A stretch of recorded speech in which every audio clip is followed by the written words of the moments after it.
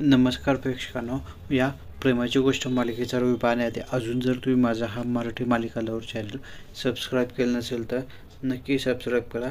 असेच मालिकेचे नवनवीन व्हिडिओ या चॅनलवर तुम्हाला पाहायला मिळत राहतील. तर प्रेक्षकांनो, मालिकेत आता या ठिकाणी तुम्हाला पाहायला मिळेल की इकडे तुम्हाला ही मुक्ता या मिरला समजत असते की हे जो काही निर्णय तू कोमलशी लग्न करायचा घेतला आहे तो कदाचित तू भावनेच्या भरात घेतला आहे. तू नीट विचार कर.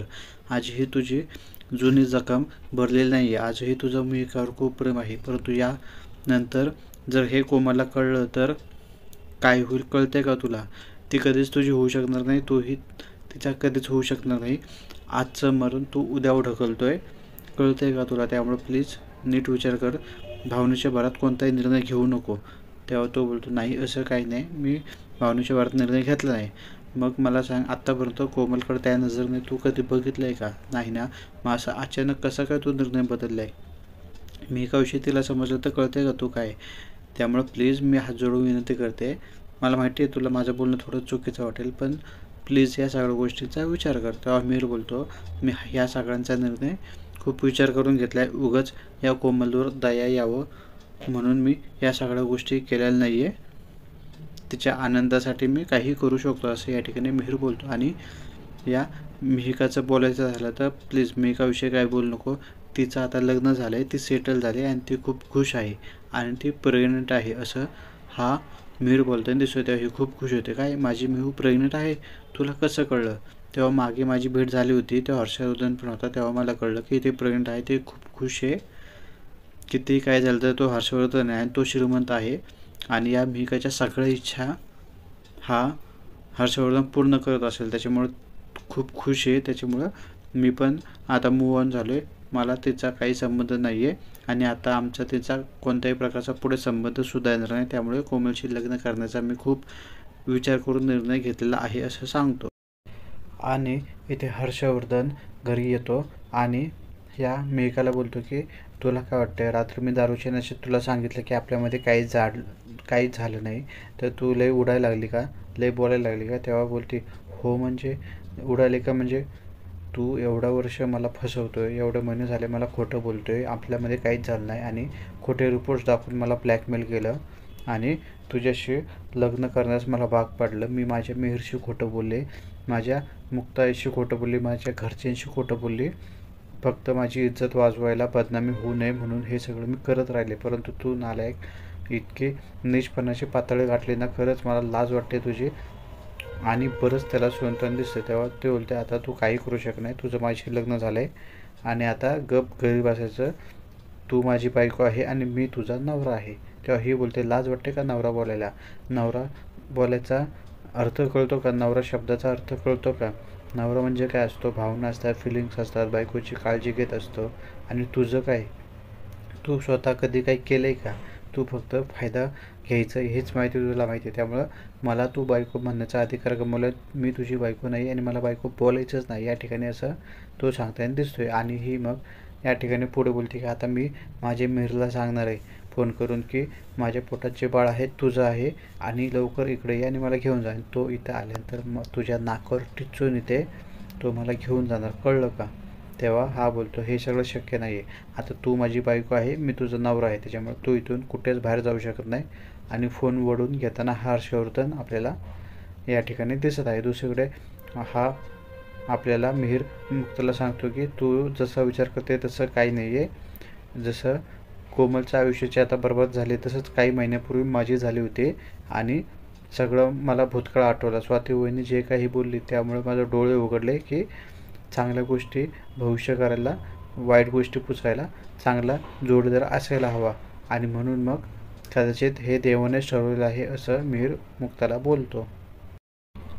या मिहीर सांगतो की तुझं आणि या सागर दादाचंच बघ ना कसं आहे. तुमचं आधी कुठलं प्रेम होतं का? नाही ना. आणि तू म्हणते ना तुमच्यात प्रेम नाही, तर प्रेम नंतर होईलच ना. तुमच्यात थोडी प्रेम होतं, तुम्ही सहीसाठी लग्न केलं, परंतु आता तुमचं दोघांचं एकमेकावर जीवापाड प्रेम आहे, मी बघतोय ना. तुम्हाला ही सही निमित्त होती फक्त, पण आता तुमच्या दोघांचा संसार खूप चांगला चालू आहे. तुम्ही दोघं एकमेकांवर जीवोपाड प्रेम कराल.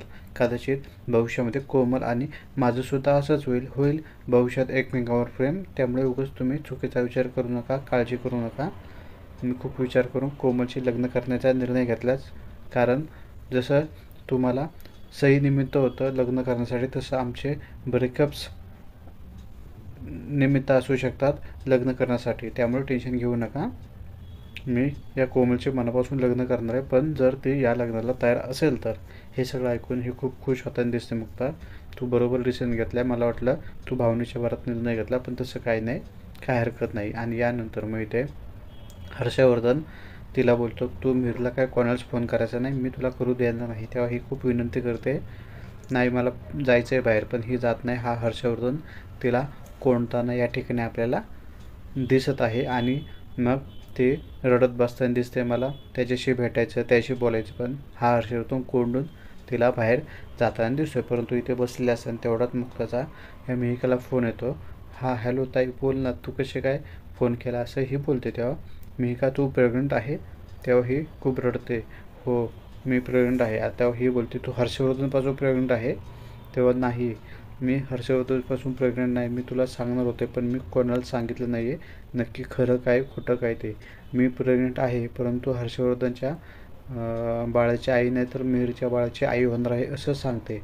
परंतु तेवढ्यात इथे नेटवर्क जातं, हिचा फोन स्विच ऑफ होतो आणि ही मुक्ता हॅलो हॅलो करत राहते. परंतु प्रत्यक्ष ही मिहिका जे बोलते या मिहिरचं बाळ आहे ते मात्र तिला या ठिकाणी ऐकू जाताना आपल्याला दिसत नाही आहे. मुक्ताने हे जे काही मिहिका बोलले ते पूर्णपणे ऐकलंच नसतं आणि फोन ठेवते ती. आणि दुसरीकडे या ठिकाणी तुम्हाला पाहायला मिळेल की हा मिहिकाचं काय सत्य त्याच्याबद्दल जाणून घेताच येत नाही. आणि इथे कोमल आणि या मिहिरचं लग्न लगेच ठरलं असताना साधे पद्धतीने लगेच करायचं ठरवतात. आणि लग्नाच्या दिवशी हा मिहिर एकदम नेहमीचे कपडे घालूनच येतं. तेवढं सागर बोलतो, हे काय तुझं, हे असे कपडे घालून लग्नाच्या दिवशी कोणी येतं का? तेव्हा आणि तू आलाय तेव्हा नाही, आता काय करू मग, तू काळजी करू नको, आता तुझं लग्न झालं ना, कोमल सगळं बघेल, माझ्या कपड्याचं सगळ्या गोष्टीचं सगळं ही मुक्ताच बघते, तुझंही ती बघेल, सगळं काही सांभाळेल, त्यामुळे टेन्शन घेऊ नको. आणि यानंतर मग हा सागर काही कुर्ते वगैरे त्याला डिझाईन दाखवतो.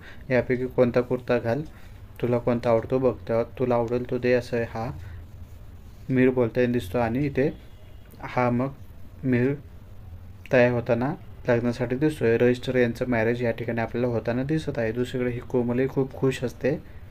मी खूप खुश आहे, मला आनंद आहे, पण या मिहिरचं मला कळत नाही, त्याने भावनेच्या भरात आणि माझ्यावर दया म्हणून तर नाही ना लग्न करत आहे, तेच मला कळत नाही. तेव्हा ही स्वाती बोलते तसं काही नाही आहे, त्याची मागे तीच अवस्था झाली होती, तुझीही तीच अवस्था झाली, त्यामुळे तुला खूप चांगला जोडीदार, तुझे डोळे पुसणारा, तुझ्या सुखदुःखात सहभागी होणारा भेटला आहे. त्यामुळे तू काळजी करू नको.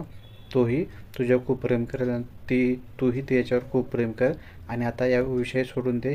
आणि मुक्ता पण येते, अरे वा एक पोरगी खूप छान दिसते.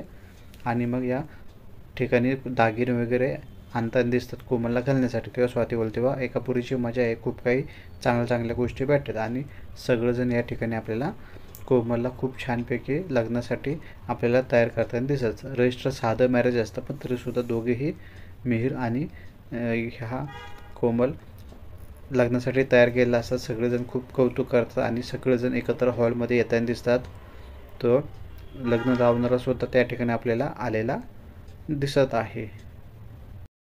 आणि साधं पंडित पण आला होता नॉर्मल, ते हे करतात, सही वगैरे सगळ्या गोष्टी करताना दिसतात. आणि दोघं एकमेकांच्या गळ्यात हारसुद्धा घालताना दिसतात. आणि खूप छानपैकी या दोघांचं लग्न पार पडताना दिसतंय आणि खूप आनंदाचे वातावरण होते. परंतु येणाऱ्या भागामध्ये आता या सईचा वाढदिवस असतो आणि तिची खूप इच्छा असते की आदिदाताने तिच्या वाढदिवसाला सामील व्हावं, म्हणून इथे ती इन्व्हिटेशन द्यायला सावनीकडे येणार असते. परंतु या सावनीला या कोमलचं लग्न मिहिरशी झाले हे समजते, त्यामुळे ती खूप पडते. या मुक्ता सागरच्या कुटुंबाने मला प्रचंड त्रास दिला आणि त्यात तिची आजारी बहीण माझ्या भावाच्या गळ्यात पडली, मी त्यांना सोडणार नाही असं विचार करताना दिसते. आणि इथे मुक्ता येते, या सईचं वाढदिवस आहे आणि आदित्यने यावे अशी आमची इच्छा आहे.